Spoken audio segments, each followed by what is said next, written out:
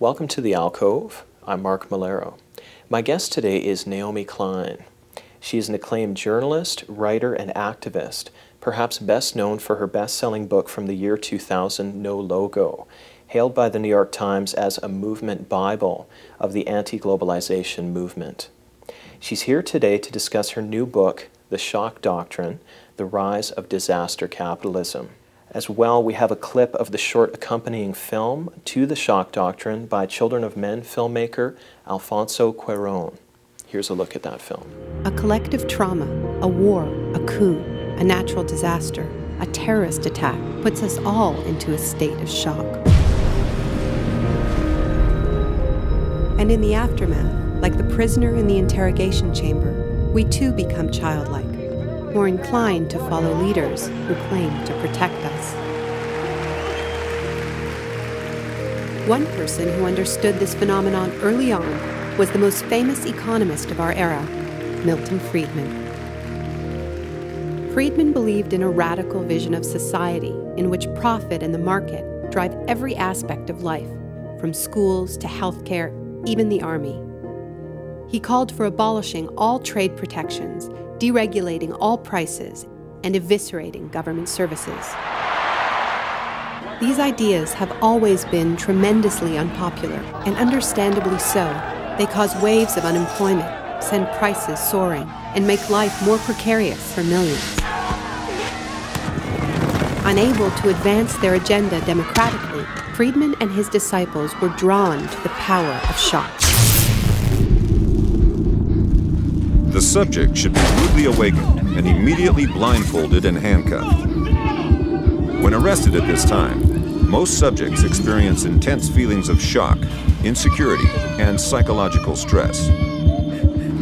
The idea is to prevent the subject from relaxing and recovering from shock.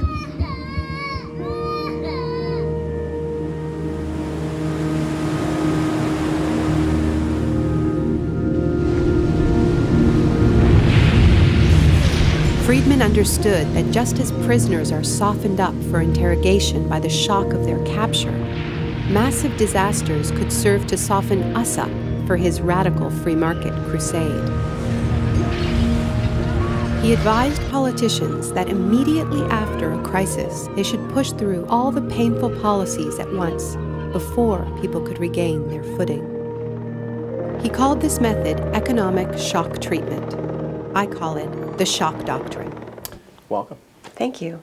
I was wondering if you'd give us an idea of this term that you've coined, the Shock Doctrine. Where did you come up with this, and what does it mean economically in terms of shock therapy?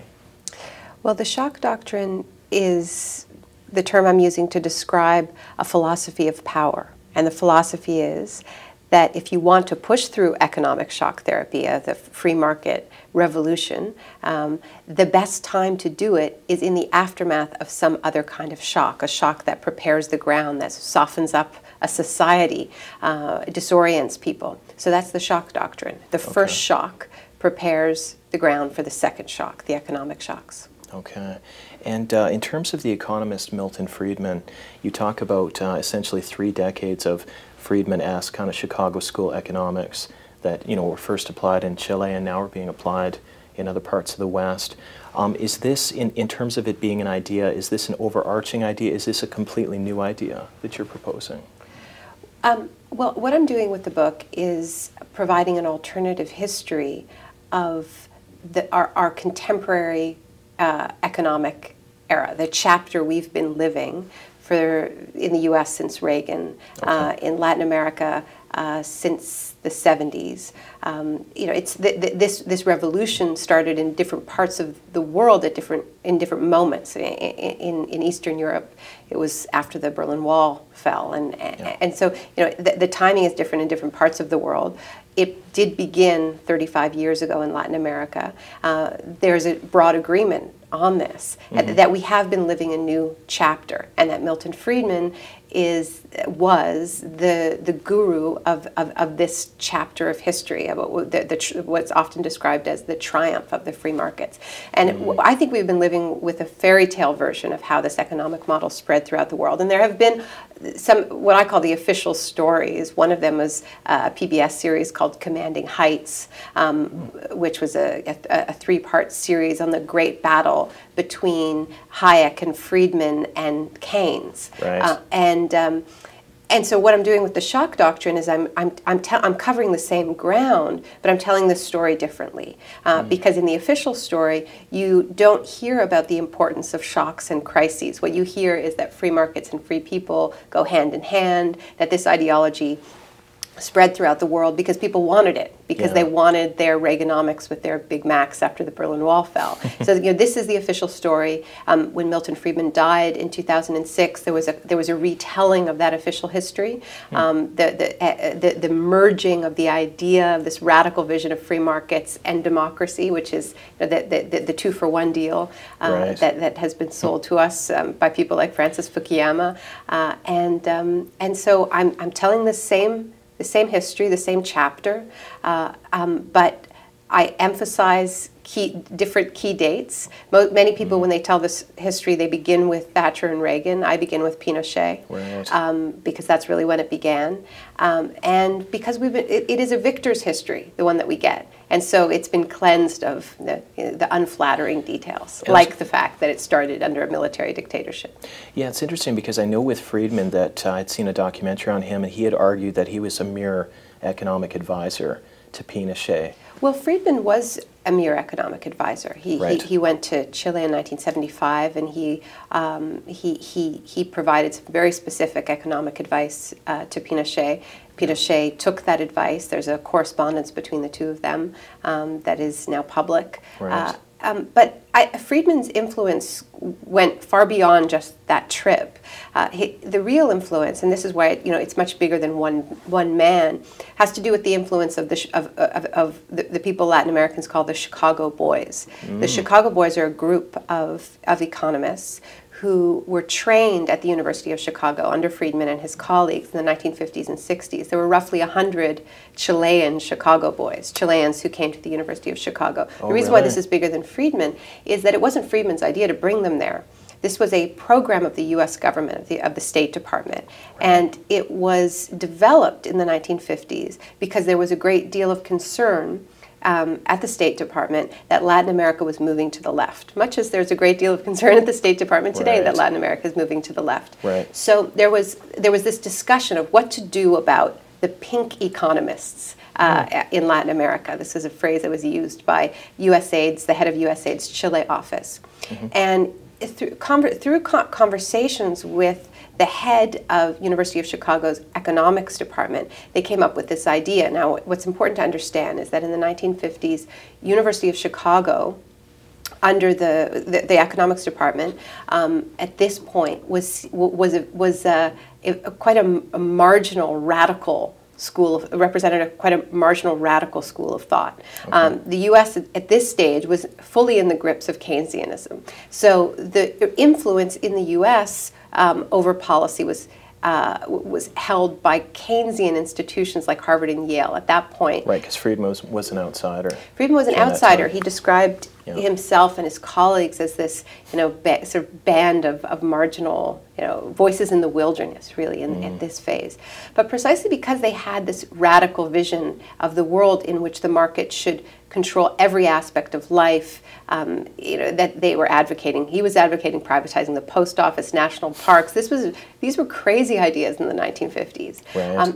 But the idea of what was called the Chile Project, the idea of bringing Latin American students, their tuition paid for by the U.S. government and later by the Ford Foundation, was that by training this group of students under these very radical right-wing economists, that they would be a counterpoint to the socialists in Latin America, and there would be a battle of ideas. So the influence of the University of Chicago and the influence of Friedman under the juntas of Latin America, and hundreds of students went through these programs. It extended from Chile to Argentina, Mexico, Brazil. The influence went well beyond Friedman. It was that a generation of politicians was trained in this radical ideology. They went on to be finance ministers, heads of the central banks. They went on to work for the IMF and the World Bank, and they were really the proselytizers of this ideology. Okay. And it's interesting when you talk about Iraq in the book, because you describe essentially the shock doctrine as a three-step process. I was wondering if you could describe that process for us. Well, in the book I talk about three distinct forms of shock which reinforce each other, and a sort of cycle, a circle of shock, if you will. The first shock is the shock to countries. It's the crisis. And in Iraq, it was called shock and awe. It was the military invasion. It was an invasion strategy based on a theory that you needed to put the entire population of Iraq into this state of shock and awe to convince them of the futility of resistance. If you read the shock and awe manual, it spells it out. So that was the first shock. The second shock was Paul Bremer arriving in Baghdad in May of 2003 in his trademark Brooks Brothers suits and his boots and his Timberland boots, and declaring Iraq open for business. Now it's so much has changed, and Iraq is spiraling in chaos today that one can forget that first summer of frantic lawmaking under Paul Bremer. But this was a period actually of relative stability in Iraq, and and this is where you actually can see very clearly what the Bush post-war plan was. You know, we often hear they didn't have a plan. Well, they had a plan, but it didn't necessarily work. It didn't work. Yeah, it backfired badly. But there certainly was a plan, and Paul Bremer implemented that plan with great enthusiasm. The plan was to turn Iraq into a model free market economy. And when they were finished, then they were going to have elections. And it's very important to get the order right. Because Iraqis actually they had this crazy idea that they should have elections first, and then they should have a democratic government decide what the economic policies that would govern their countries would be. Yes, very backwards people. But of course, Bremer and Wolfowitz and Rumsfeld and Cheney knew better, and their plan was to push through. Bremer wrote 100 laws, edicts. They were very, very radical. I mean, they often talked about them as if they were just sort of technocratic little housekeeping measures. But in fact, the economist described it as the wish list for foreign investors. Foreign companies were allowed 100% ownership over Iraqi assets. They were allowed to take 100% of their profits out. But these are laws that are unheard of in the region, which is actually very protected economically. But these were radical laws anywhere in the world. There were laws that Bremer pushed through that the Republican Party has been trying to impose in the United States and never been able to, like a flat tax. Iraq got a 15% flat tax in this period. So that was the economic shock. That's the economic shock therapy program. And it was based on this theory that Iraqis would be so disoriented and reeling from the shock and awe invasion, focused on daily concerns like the fact that, say, they didn't have electricity or water, and that they wouldn't be able to resist these economic shocks. Richard Armitage, who I quote in the book, former Undersecretary of State under Powell, said that the theory was that Iraqis would be easily marshaled from point A to point B. Now, of course, that didn't happen. And Iraqis did organize in that first summer, and they demanded elections.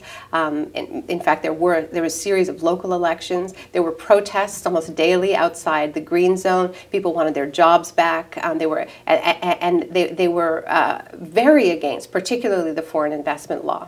The Iraqi business people organized, opposed this law, as that mostly nonviolent resistance turned into the armed resistance, then there was the emergence of the third shock that I talk about in the book, and that is the non-metaphorical shocks to bodies, the shock of torture.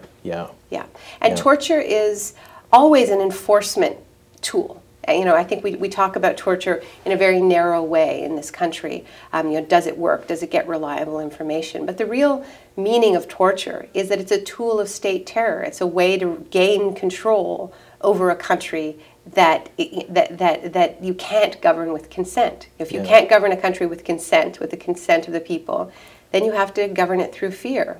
And a classic way of governing through fear is the use of torture. Because it says to a people, and Saddam used it to great effect. Absolutely. You crossed me, and this is what happens to you. Now, it's interesting because you argue that since 9/11 in the U.S. that shock doctrine has come home.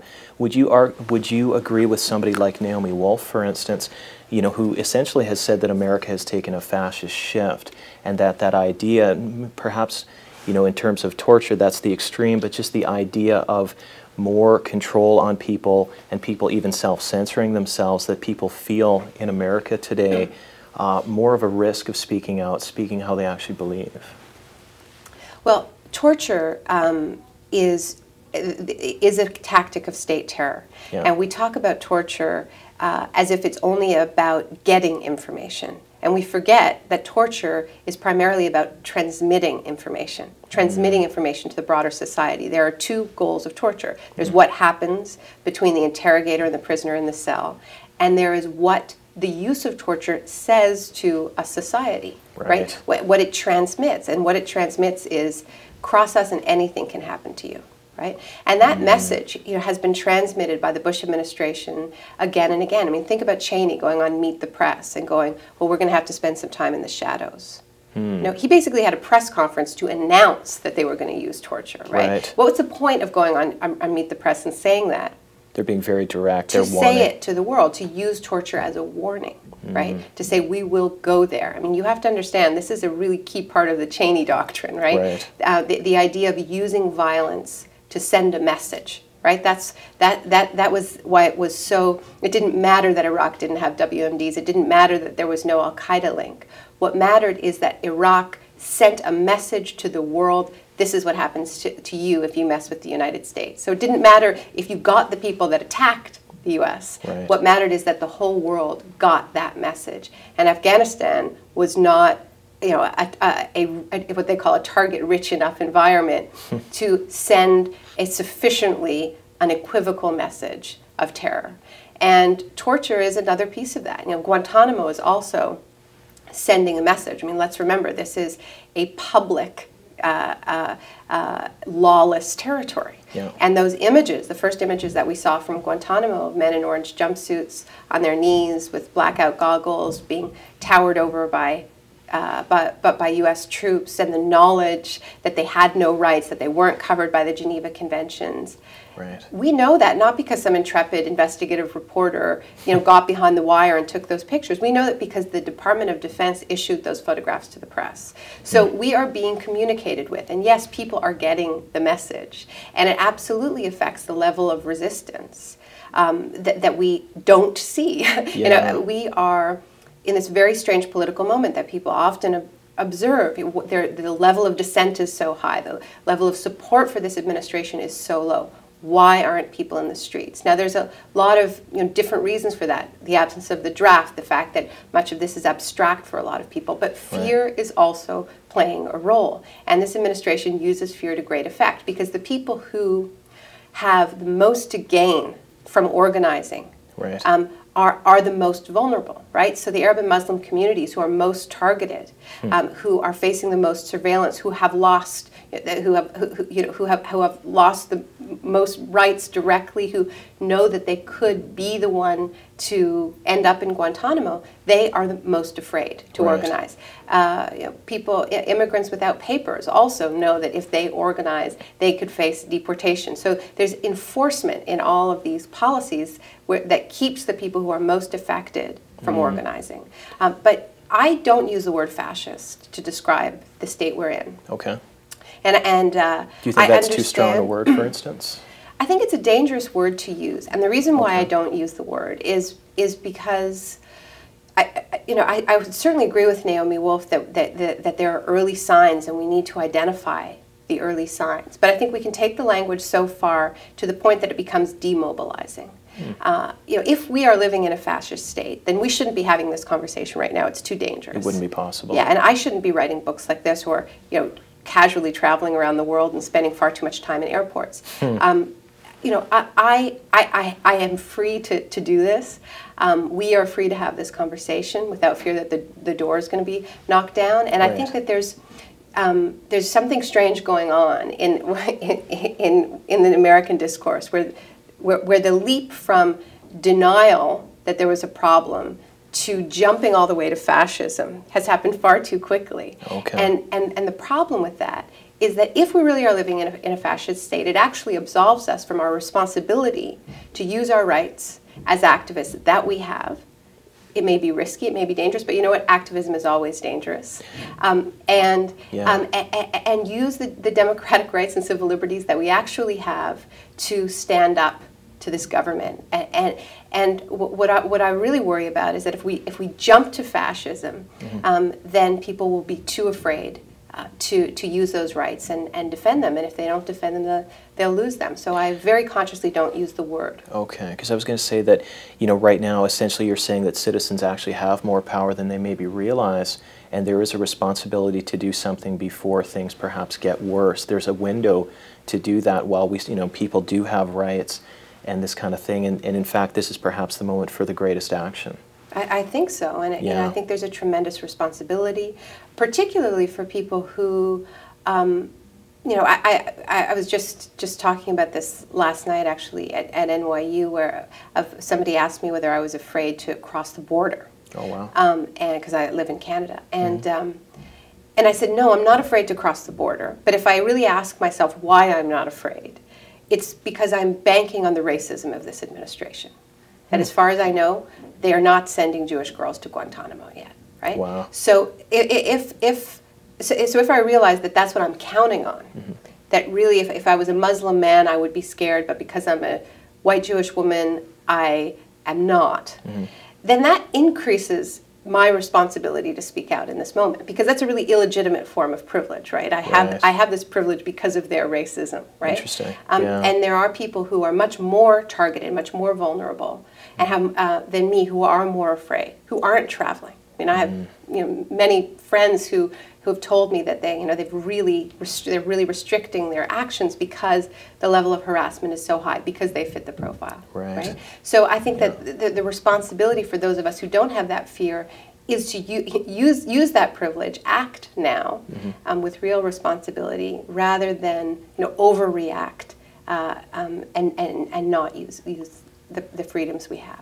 You argue that the post 9/11 world is essentially kind of a year zero in terms of the way that that this administration is approaching things. I'm wondering, when you look at 2008, and obviously nobody knows politically where the U.S. is going to go, do you believe that this is a bipartisan issue? Does this transcend politics in terms of individual people and what they need to do? For instance, whether another Republican administration gets in or a Democratic administration gets in, do you believe that citizens should act in the same way to protect their rights? If they look at something they believe it's unjust, that they have to take that into their hands, regardless of whether it's Democrats or Republicans? Well, one thing that I feel quite hopeful about is that there's a really high level of pre-disappointment about the outcome of the 2008. Pre-disappointment, yeah, okay. Which I think is healthy. I mean, I'm much more disturbed when I talk to Americans and they think everything will be fixed if they could, I was more concerned in 2004, where there was like, if we could just get Kerry in, everything will be fantastic. Just silver bullet. Yeah. I think that the experience of the midterms, of the 2006 midterms, and the amount of work and focused energy that went into getting the Democrats in power. And let's remember, people have been focused on partisan politics instead of anti-war, anti-torture organizing, right? I mean, right. The realm of partisan politics, electoral politics, has really sucked up a lot of the political oxygen. So it isn't that people aren't organizing; they are organizing, but they're organizing around elections. Right? They're pouring their faith into the Democratic Party. Right. And people are tremendously disillusioned. So the reason why we don't have a stronger, focused anti-war movement is because the hope was that if you get the Democrats in power and they have a majority, that they actually will pull troops out of Iraq. And are you saying that we're beyond that now, that it I has think to be more people realize direct? that model doesn't work because they have direct experience with it, and they Sure. feel very betrayed by how little the Democrats have done with their majority, and also by some of the overt acts of complicity, like the Mukasey hearings and confirmation. Mukasey basically, he did say that he was not sure whether waterboarding is torture, Right. And even after saying that, he was confirmed.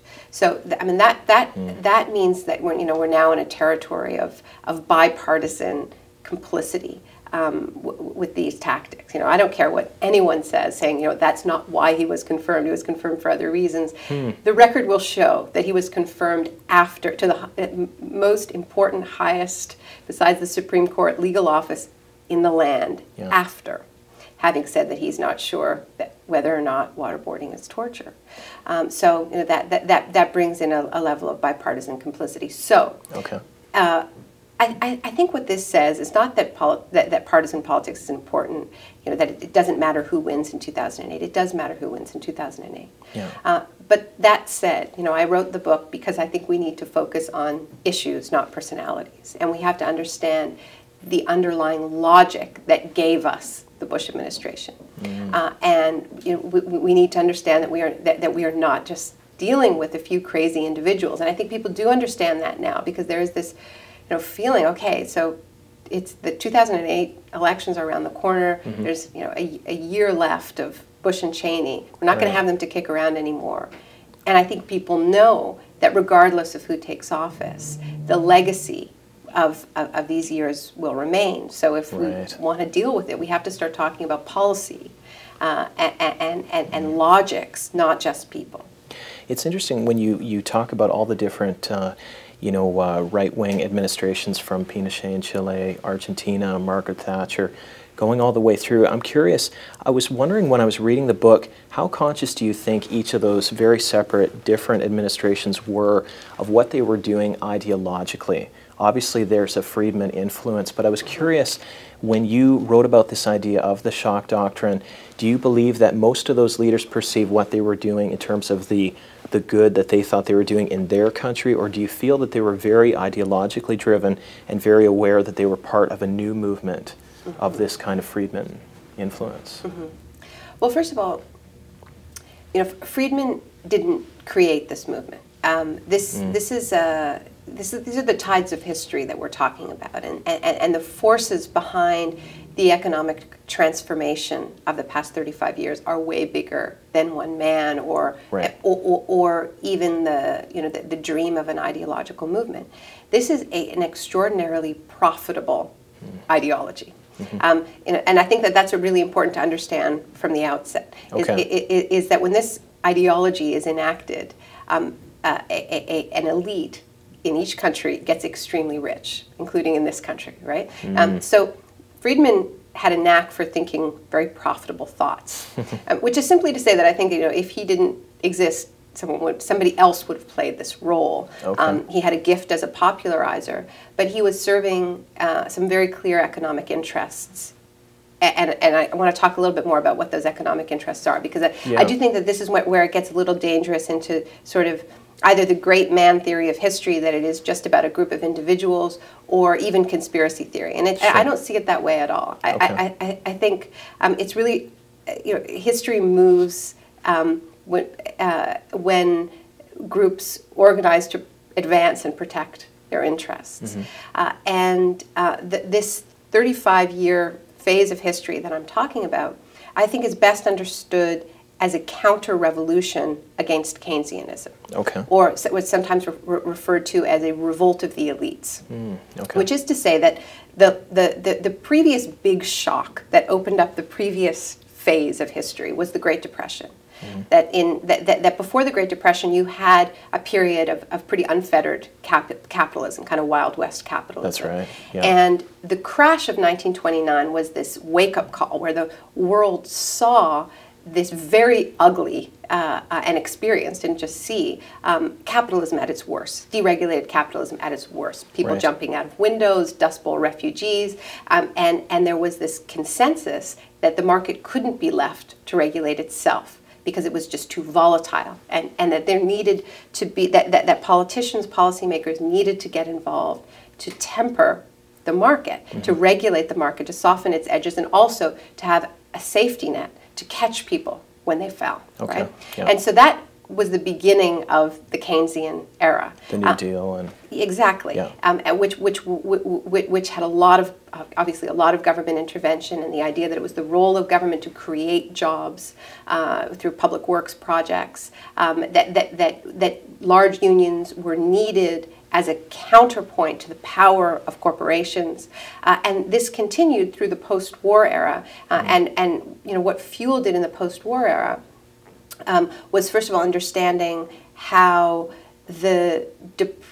how economic hardship had provided such fertile ground for fascism in Germany, for the rise of Nazism in Germany, but also that the war effort had been this tremendous public works project and this era of big government, and that the Allies had sacrificed so much in that war that people came home and said, okay, if we could do this, if we could fight this war and build this arsenal, then we should also have a healthcare system. You know, we should also have, we should also be getting good things from our government. So this was the era of big government, and it was also kind of a golden age for economic growth. But it was, and here we're talking about the 30s through the 60s, it was a period of redistribution of wealth, the rise of the middle class. Yeah, absolutely. Now, the reason why I say the era that we're in now is the revolt of the elites is that the problem with this era, or this previous era, is that it really did cut into their profits. Having to pay their workers, or who represented by large unions, higher and higher wages, and having to pay higher taxes to subsidize those social programs was getting a little bit tiresome. Right. So the era that we've been living in has been a revolt against the New Deal, against these policies, and basically saying, we want it back.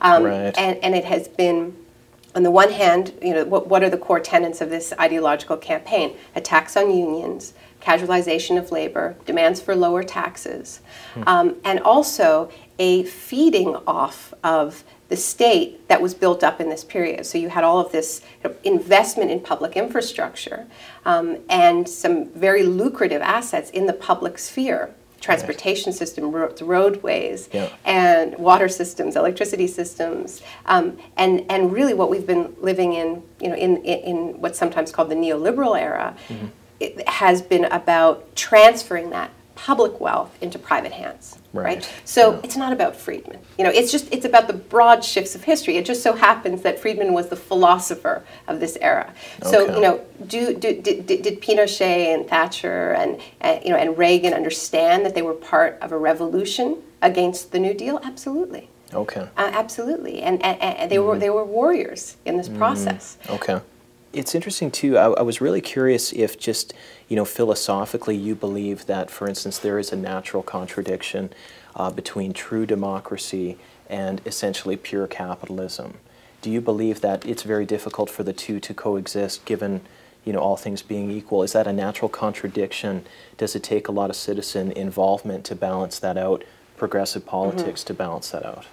Well, it's a very good question, and I think it really depends on what your definition of democracy is. I mean, I think that neoliberal, that these economic policies, unfettered capitalism, can coexist with a society that has elections. Okay. But I don't think that it can coexist with a society where politicians actually make good on their election promises, particularly when it comes to the economy. Okay.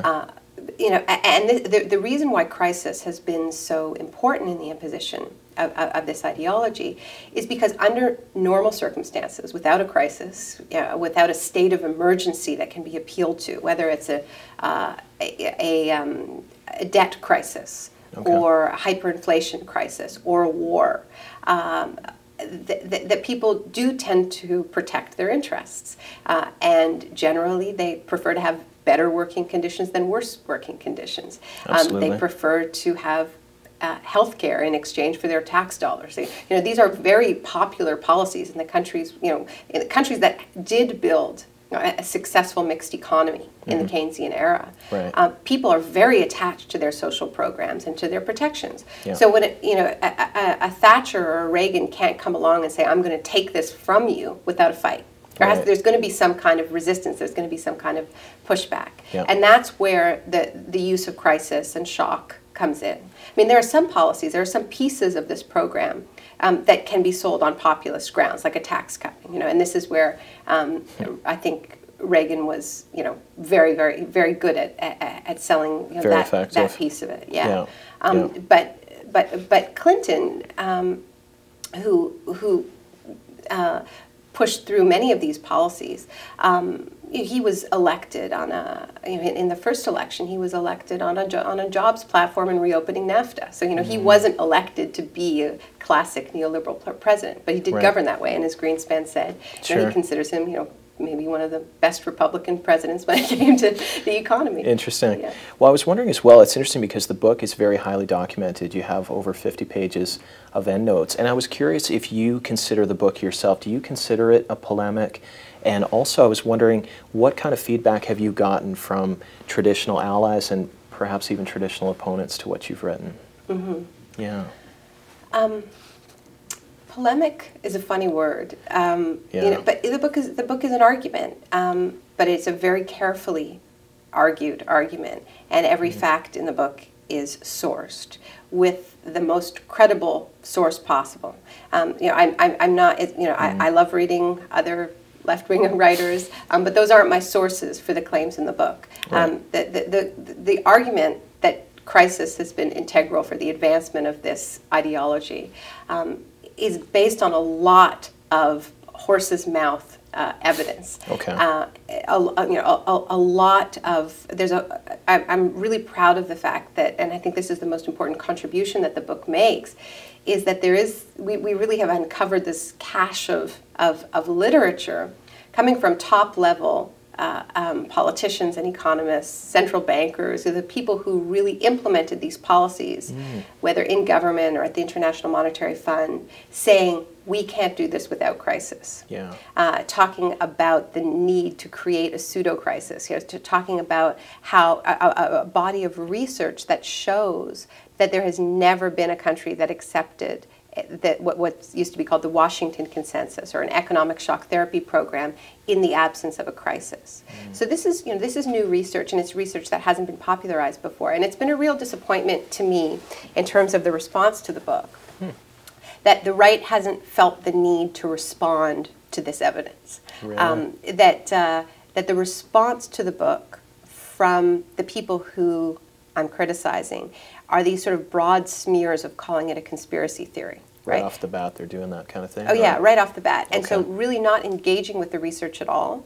I'm proud of the fact that the book's been out for 3 months and the facts are not being contested, which I think is quite revealing. The way the book is being argued from the right is claiming that I'm saying this was all planned in a dark room and just a disengagement with the actual evidence in the book. Okay. Because I think the evidence is probably because the evidence is, it's quite troubling to see how many people are quoted in the book from their side saying we need a crisis, we need a disaster. Interesting. So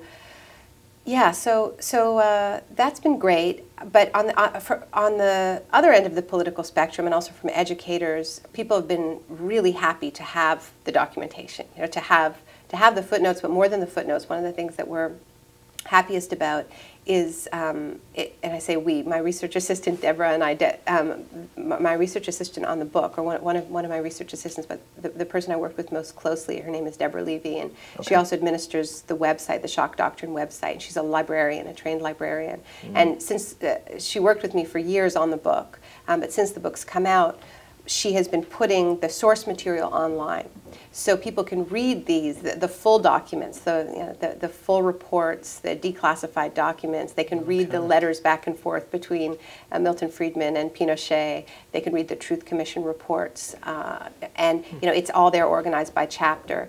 So it's more than just having the endnotes. It's being able to go to the source. And we organized it sort of thinking about it from an educator's perspective of if you were teaching the book, what would be the supplementary readings. And so the supplementary readings are all there.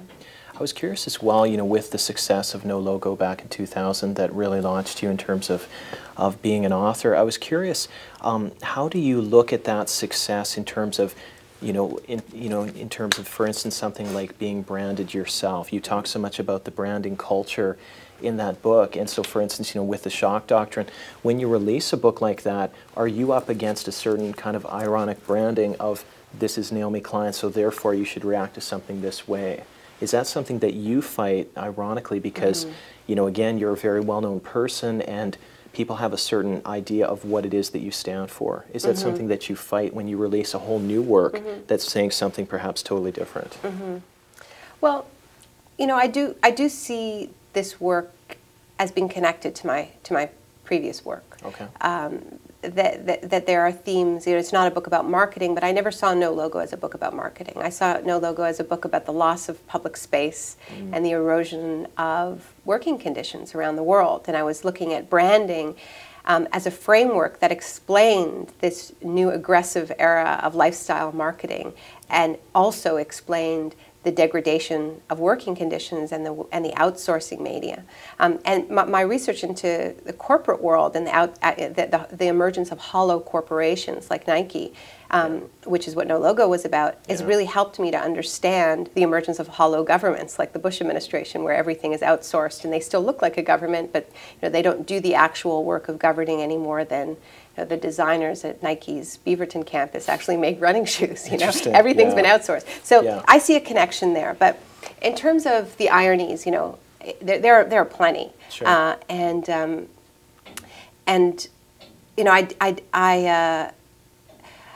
definitely felt when I released No Logo, I used to get this question fairly often. But aren't you your own brand? Right. Sure. And I didn't think that I was my own brand, in the sense that I think there are authors that do turn themselves into kind of industries, and they have a product and they sort of churn out a very similar book every couple of years, and it's they have all sorts of spin-off products to go with their sort of lifestyle. Yeah.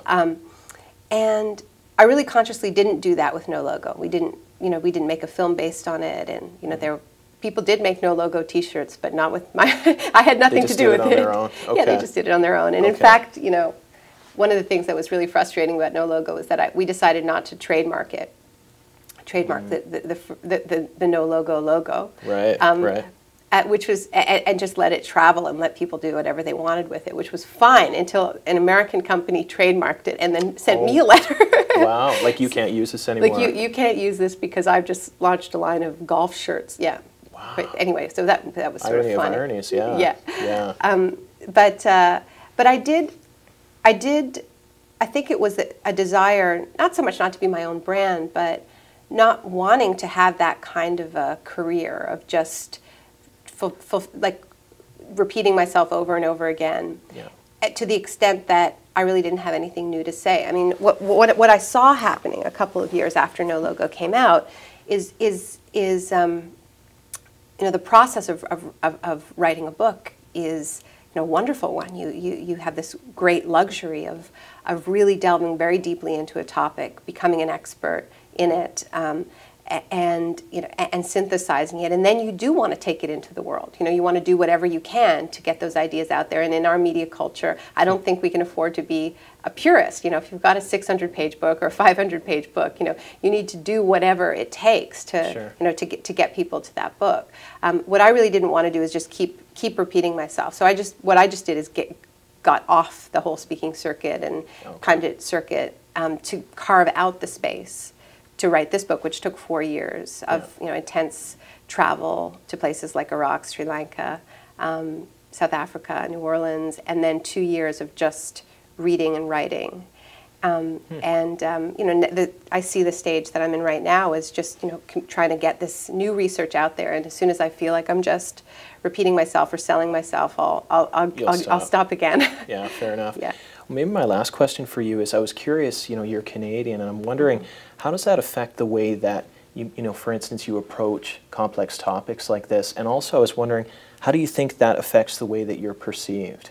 Do you think that that's an advantage? Is that a disadvantage? How do you look at being, somebody that is, promoting, really global ideas, but the fact that you're Canadian, is that something that, it's a positive for you? Is it a negative? I'm sure maybe it's a mix of both. You mean in the United States? Actually, I think worldwide. I was curious because, there is an image of Canadians, and there's a lot of different notions, but I'm wondering, in terms when you go on the speaking circuit and you do a lot of press, what is the impression that you get in the U.S. and around the world? Well, I think outside the U.S., it's good to be Canadian. Okay. No offense. Right. In the sense that I think, you know, thinking about Europe, even being North American is something of a liability. I think the world is sick of North Americans. The dominance. Yeah. Yeah. Yeah. Okay. And yeah, just the sort of hegemony and even the accent and just like people and you can get into something where even just like the critique of the endless critique of America is still a form of American centrism, right? And if you go to France and people just don't necessarily want to talk about the U.S. all the time. You know, they've got their own issues. They're tired of it. Yeah. Yeah. And so I think there's some America fatigue out there, which is quite healthy. I think where it becomes dangerous, and you know, when the way I talk about this book in Europe and in Canada, is don't feel smug just because we haven't gone as far as the Bush administration. This should be a warning to us. I actually think this book, you know, it's really, this thesis is, it's been complicated to think about how to talk about it in different contexts and to sort of test the thesis in different contexts. In many ways, it's easiest to talk about this book in the States.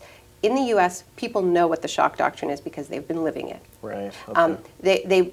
People well remember the state of shock that they were in after September 11th, and they know that state of regression, that feeling that Rudy Giuliani was their long-lost daddy, was a really bad thing for the country, and they regret it. And there's, you know, we're in this period now where, you know, we're only now really grasping how much damage was done in that state of emergency after September 11th to the legal system, to the economy, and the launching of this new economy that is the war on terror that we only catch glimpses of through scandals like the Blackwater scandal. Right. Or Halliburton scandals. So there's this weird sort of forensic accounting going on. If there's a scandal and then go, oh, when did they do that? And we never consented. Do we have a debate about that? You know, no, there was never a debate. That's the point. Yeah, there right? you go. Right. So people don't need much convincing in this country that the Shock Doctrine is real because they've been living it. And so my challenge here is to say, okay, this wasn't invented by Bush and Cheney. It's not going to be fixed by Hillary or Obama. You know, we need to see this within a broader context, and that connecting ourselves to a pre-September 11th reality is part of what it means to come out of shock. You know, what we go into shock when we lose our story, and our story is our history. It's our collective history. So I see this sort of challenging that claim that everything changed after September 11th. The central claim of this regime, you know, is really important to becoming oriented and getting out of that state. But that said, I think the fear in this country is that it's too late, right? It's that's the question that comes up so often in my talks is, you know, can we get this back? Is it too late? Can we reverse this? You know, now that people know how much has been lost, now how much has been given away, how much of the state has been hollowed out, how there is this whole parallel disaster capitalism complex, this privatized sort of shadow government of the Blackwaters, and people are frightened by it, and they want to know how to reverse it, and they're not sure how to reverse it, and they certainly can see that there isn't the political will from the Democrats to really do that hard work. It's staying at the level of just corruption scandals. Yeah. Now, outside the U.S., what's interesting, and the reason why I say it's a warning, is that it isn't too late, you know, and so in many ways, even though it's easier to talk about it here, I actually feel in some ways that it's equally important to talk about it in countries that haven't gone this far, because if we can see how it works, we can protect ourselves when the next crisis hits, when the next shock hits, and you know, and not repeat these mistakes. So it isn't a homogenous message. I really talk about this very differently depending on the political context in which I'm in. Yeah, and do you find that people respond to you as a Canadian? Because one thing, I mean, you know, I'm Canadian as well, and so it's one of those things where you do have sort of a unique kind of front row seat to America, but maybe because you're not American, people might say, okay, you're Canadian, maybe that Canada sort of, has a reputation as being sort of a common sense country. Yeah. So perhaps people don't go, okay, well, look, you're American, so I'm going to perceive you one way. You're Canadian, maybe it's just a different perception, and that can be something that can work for you. Well, Canadians have always been, keen observers, I like the image that our border is a sort of one-way, the world's biggest one-way mirror. Like we can see you, but you can't see us, which is actually a very good vantage point from which to observe things. Right. But I feel that my Canadianness has been particularly important for this research about the loss of the public sphere, precisely because in Canada we have more of a public sphere to protect. And when I talk to a lot of my American friends about the loss of the public sphere, it's almost an abstract discussion because they have so little first-hand experience with the public. Interesting. They went to a private university, they get treated at a private hospital, they take their kids to a private park. So, I mean, theoretically, they might like the idea of the public, but they don't actually know exactly what it means. Yeah.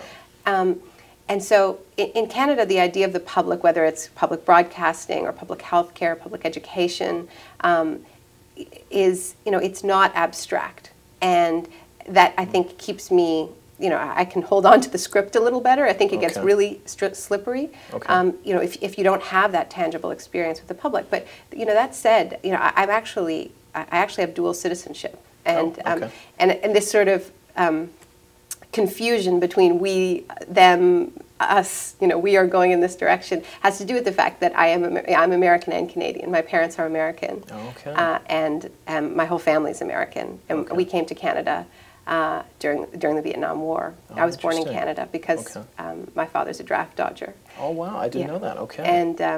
And so I think that binational identity definitely shapes my outlook. It's unique. Yeah, very good. Well, thank you very much for being here. Thank you. And thanks for joining us. We'll see you again soon.